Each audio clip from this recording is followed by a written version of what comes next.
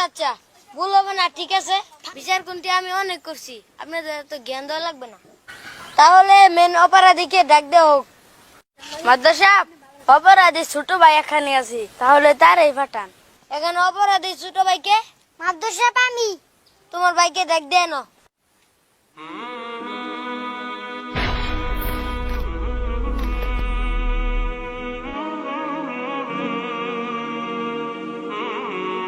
আমি যতটুকু জানতে পারলাম এখানে অপরাধী আলিফ। অপরাধী আলিফ মানে? ঘটনা তো আগে শুনবেন। হাইম, তোমার সাথে কি করছে? সে আমাকে ঢিল মারছে। আচ্ছা আলিফ, তুমি তাকে দিল মেরেছিলে কেন? ওয়ালাইকুম আসসালাম। চলো ভাই নামাজটা পড়ে আসি। আচ্ছা, তোমাকে আমি 4টি প্রশ্ন করব, যদি উত্তর দিতে পারো তাহলে আমি নামাজে যাব। প্রশ্ন নাম্বার 1, বলা হয় যে আল্লাহ সব জায়গায় আছে, যদি থেকেই থাকেন তাহলে আমরা তাকে দেখতে পাই না কেন? প্রশ্ন নাম্বার 2, আল্লাহকে দেখা যায় না, না দেখে আল্লাহকে বিশ্বাস করব কেন? তৃতীয় নাম্বার প্রশ্ন, শয়তান তো আগুনের তৈরি, তাহলে ওরা দুজকের আগুনে কিভাবে পুড়বে? অর্থাৎ আগুনকে আগুন দিয়ে কিভাবে পুরানো যাবে? চতুর্থ নাম্বার প্রশ্ন, বলা হয় যে আল্লাহর ইচ্ছা ছাড়া কিছুই হয় না, তাই যদি হয় তাহলে মানুষ তার কৃত কর্মের জন্য শাস্তি পাবো কেন?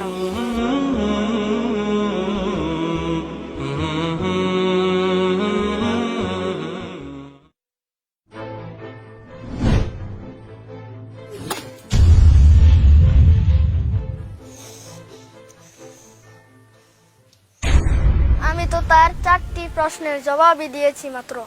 তাকে আহত করার আমার কোনো উদ্দেশ্য ছিল না। সে আমাকে প্রথম প্রশ্নটি করেছিল, আল্লাহ সর্বত্র বিরাজমান থাকতেও তাকে দেখা যায় না কেন? ঢিলের আঘাতে এই ব্যক্তি ব্যথা পেয়েছে বলছে, ব্যথার যদি অস্তিত্ব থেকে থাকে তবে তা দেখা যায় না কেন? ব্যথা বিদ্যমান থাকা সত্ত্বেও যেমন দেখা যায় না, তেমনি আল্লাহ সর্বোচ্চ বিরাজমান থাকা সত্ত্বেও তাকে সর্বচক্ষে দেখা যায় না। তার দ্বিতীয় প্রশ্ন হলো, আল্লাহকে না দেখে বিশ্বাস করব কেন? চোখে না দেখে যদি ব্যথার কথা বিশ্বাস করা যায়, তবে আল্লাহকে না দেখে বিশ্বাস করার কি অসুবিধা? তার তৃতীয় প্রশ্ন হলো, শয়তান ও জিন আগুনের তৈরি হয়েও পুড়বে কেন? মানুষ তো মাটির তৈরি। মাটির তৈরি মানুষকে যদি মাটির ঢেলা লাগাতে কষ্ট দেওয়া যায়, তবে আগুনের তৈরি জিনকে আগুনে পোড়ানো কি তেমন কষ্টকর?